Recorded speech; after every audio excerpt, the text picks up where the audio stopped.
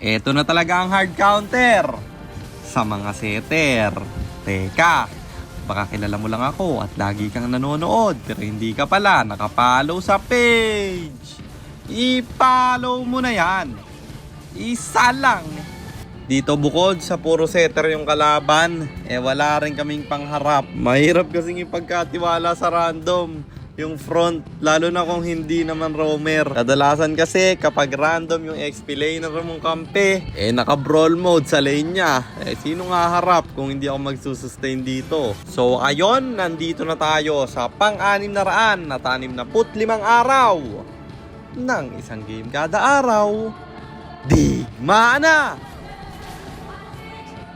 Dumako na ulit tayo sa first turtle at dito susubukan ko montes ng kalaban, pero kadita na naman na ating kasamahan kaya wala siyang magagawa dyan.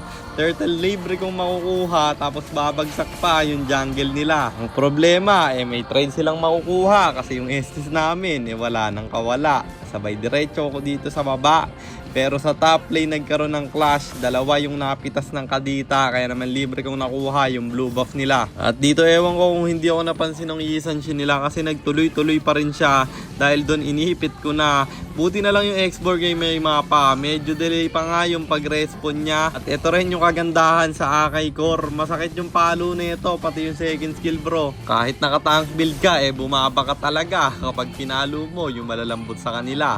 At dito sa top, sabi ko kay Boyson tingin kasi iipitin ko na to men at wala nang nagawa yung Brody. Kapag naka-akay ako, mag-purify kasi kayo pre. Speaking of purify, yung kadita para naka-purify dito kasi minaycrohan niya yung Tigreal nila at siya pa nga yung napasama. Pagkapatay niya sa Tigreal, Kimi naman ang isinunod. Pagsak rin yung kanilang mid lane at dahil wala yung mid lane nila, kaya susubukan namin bumasak pero ang ganda ng set ng Tigreal kaso tinulak ko lang. Sobrang ganda talagang epic nito kapag Tigreal yung kalaban kasi kapag sumetap siya, pwede mong itulak yung kanyang mga kasama para hindi makarespo sa set niya at pwede mo rin siyang itulak papalapit sa inyo. Kasi nga, wala na siyang panakas dahil ulti flicker ang kanyang ginamit. At dito hindi na kinailangan mag-flicker pa ng Sora. Ang ganda ng setup niya. Pero dahil nataboy ko sila, baliwala lang yon. Sila pa nga yung na-wipe out sa clash na yon. And after nun, masyadong mainit yung mga kampi ko. Wala pa akong ultimate dito. Pero pinasok-pasok na nila sa loob. Kaya wala akong nagawa kundi rumespo. Ang problema, wala nga akong ulti dito. Kaya wala akong panakas. Buti 4 pa rin yung namatay sa kalaban men. At tingnan nyo yung gagawin ng kadita dito sa Yisanshin nila. Masyado siyang makulit. Kahit yung kadita ay pulahan, meron siyang petrify man. Yisanshin pa nga yung namatay at siya ay tinipihan. At dito sa sobrang desidido ko na mag 100 win streak na, kahit na wala yung Yisanshin, chine-check bush ko. Missing sa mapa malay mo maagaw pa. Double marksman pa naman sila. At syempre kilala nyo naman ako. Pag naka-lord na tayo or bago mag-lord, pinapaputok ko yung mga inhibitor. Inuna ko dito yung top lane. At isusunod sana yung gitna. Pero mukhang may clash na magaganap. 3 yung nahuli ng kadita. 2 agad yung bumagsak. Ulti ng Sora bibitawan na rin. Pero siya pa yung mapapasama amin. 3 yung bagsak sa kanila.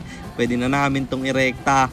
May ultimate din akong pwedeng bitawan. Kaya madali ko lang silang maitutulak man. Kimi dito, pipiliting dumepensa bro. Kahit walang lord pwede nang tapusin to. Tinaboy ko yung mga kalaban. At sabi ko sa kampe, mag-tower na kayo pre. Kaya natapos ang laban. At panalo na naman tayo. And ang standing na natin ay 558, 107. 558 wins and 107 losses. At yun lang, sana meron kayo natutunan sa content natin na to. Kung meron man, paka-share lang, then after nyo i-share, mag-comment rin kayo ng pa-shoutout para ma-shoutout ko kayo sa mga next nating content. At i-comment nyo na rin ang inyong mga katanungan kasi baka malay mo sa next nating content, comment mo naman ang mapili ko. At para naman sa mga gustong magpapilot ng ML account, mag-PM lang kayo, nagre-reply ako. At syempre, may bayad yon. Kahit hanggang anong rank pwede nyo ipapilot, kahit anong hero pwede nyo ipaspam basta may additional payment pag magpapaspam kayo ng hero. At yun lang guys, sana nag-enjoy kayo sa content natin na to. At shoutout sa iyo Jaja Kapalad, kay Otobak, kay Frank Garcia at kay Ivan Ray Generoso. Maraming salamat sa inyong suporta. Mag-iingat kayo palagi. God bless. Paalam.